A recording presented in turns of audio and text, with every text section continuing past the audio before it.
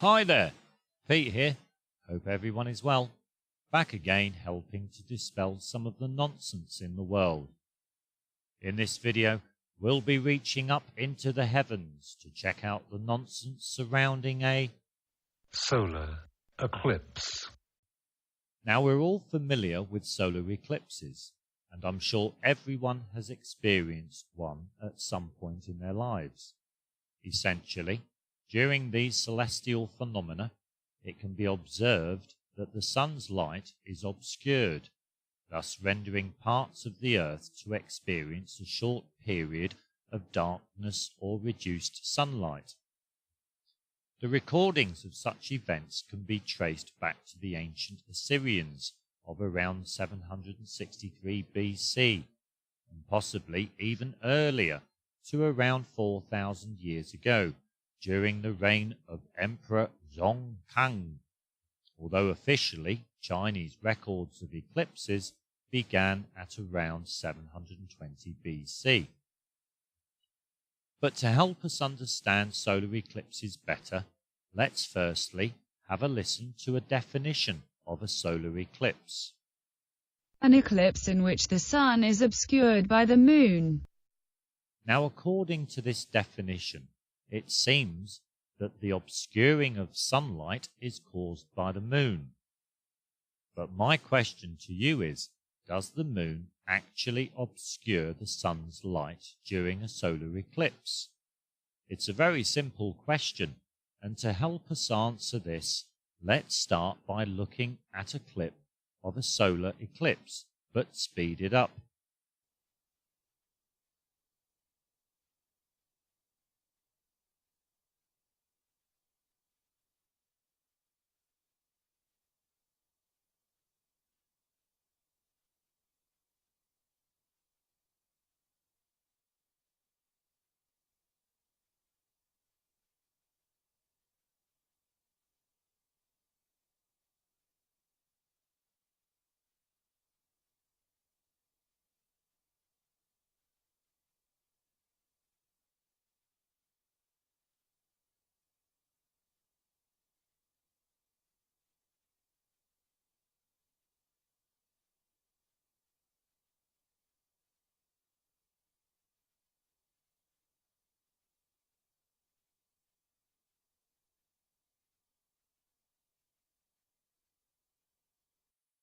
Let's have a look at another one.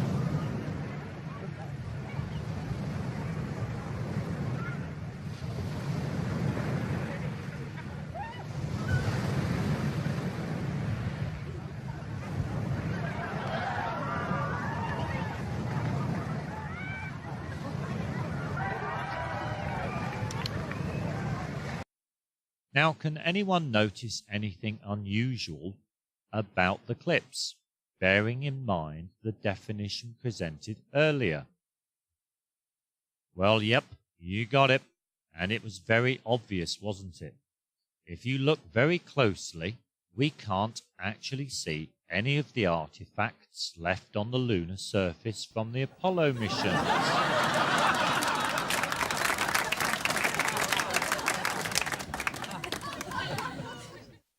But seriously, what is unusual from the eclipse is that we cannot truly identify the moon to actually obscure the sun's light. All we see from the eclipse or any observation of a day or nighttime solar eclipse is simply the sun's light being gradually reduced by what appears to be a circular or spherical dark object.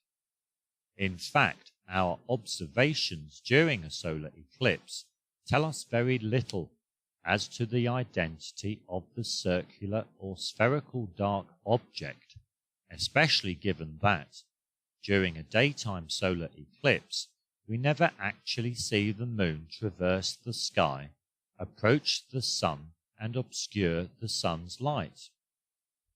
It seems we're just too focused on the sun during a solar eclipse to not notice what object actually obscures the sun's light.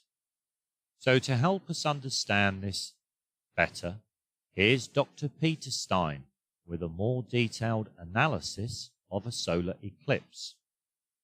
Thank you, Pete. It's good to be back. It's said the moon orbits the Earth, and we are told the different phases of the moon coincide with the moon's orbital position in relation to the sun and Earth. So when the moon is directly between the sun and Earth, we observe a new moon. Essentially then, during a new moon phase, we observe the moon to be filled by its shadow, which would indicate that a new moon can only be seen during daylight hours. So if the moon is the sole cause for solar eclipses, what we ought to observe during a daytime solar eclipse is the moon approaching to intersect the sun's light as a developing new moon. But during a daytime solar eclipse, when the moon is allegedly between the sun and Earth, a new moon is never observed in the sky as it approaches the sun. In fact, nothing is actually observed to approach the sun during a daytime solar eclipse. So to understand the moon to cause a solar eclipse does appear questionable. Now some of you might argue that it is the moon, as what else could it be, given the vast amount of information concerning solar eclipses. But one thing we have to remember, and that is, our observations do not reflect the information provided, and the information presented to us about the moon and solar eclipses is just that, information. Moreover, even with all this, there exists no conclusive evidence that it is the moon that actually obscures the sun's light during a solar eclipse, and a solar eclipse could be explained in other ways, like another celestial body intersecting the path of the sun's light, or that the sun actually moves behind a stationary object, or that it's nothing more than an illusion. Who knows? Until better impartial research is carried out, we simply won't know. Well, there you go. It certainly seems nonsense to ever consider or even put across as fact the moon to actually cause solar eclipses, as the information we're told about them does not reflect our observations. It makes more sense to have an open mind to what causes solar eclipses, and just accept the fact that even after a few thousand years, we simply still don't know. So next time, when you see a solar eclipse, don't be like everybody else and pay a great deal of attention to the sun. Concentrate your focus more on the moon and see if you can find it. So till next time, always remember, if something doesn't make sense, it's nonsense.